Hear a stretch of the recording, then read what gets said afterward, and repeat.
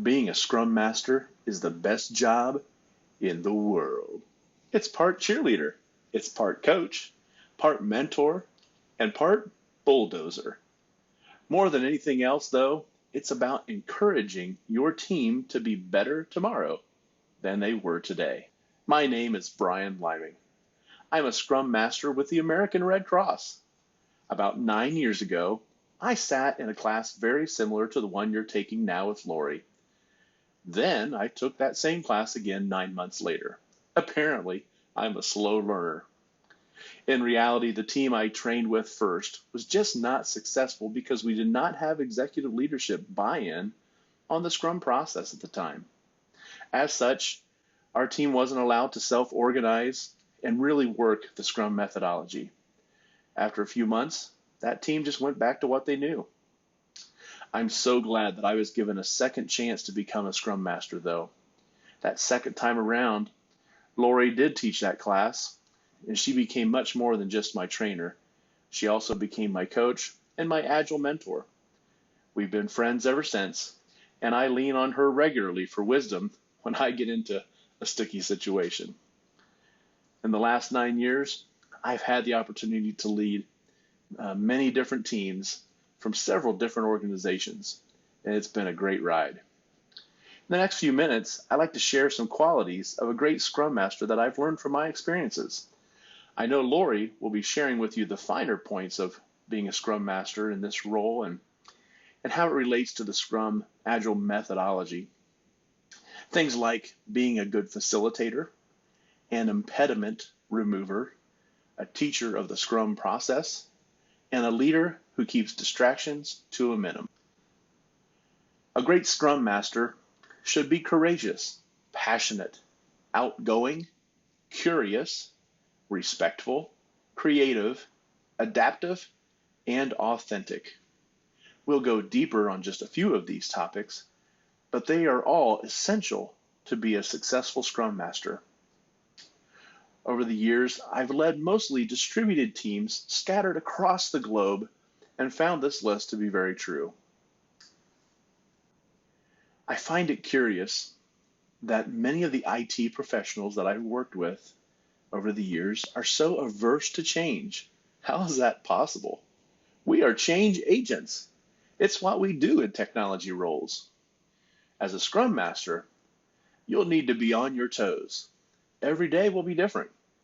Each day will present a different problem to solve. Certainly, that retrospective that happens at the end of each sprint is a great time to get better as a team. I found, though, that with Scrum, the team is learning and adapting every single day. And for you, as a Scrum Master, managing change will take most of your time.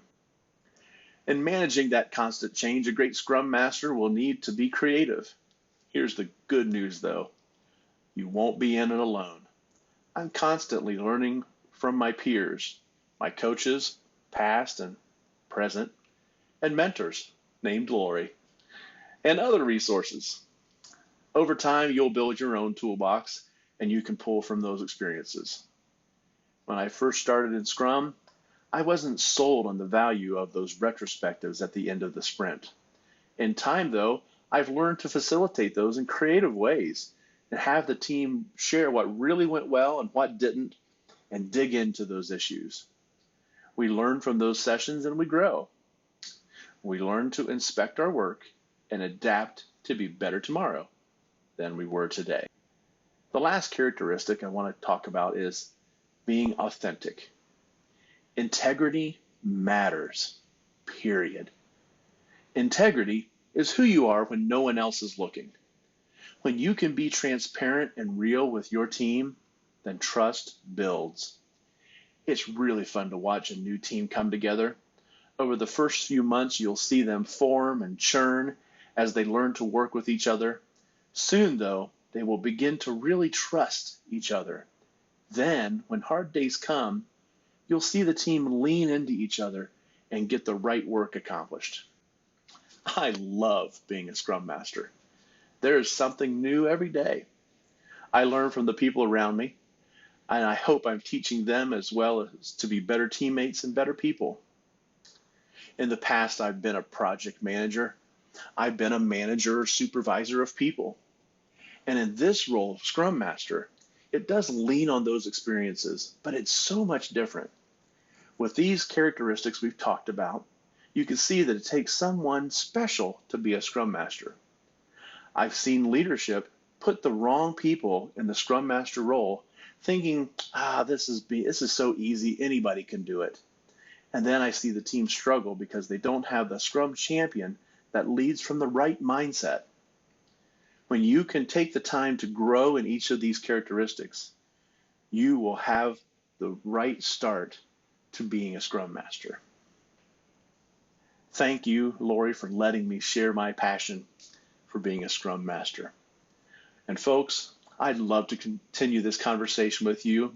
If you have questions or comments or just want to chat, please do reach out and connect to me on LinkedIn. And I hope that you guys will be better tomorrow than you were today.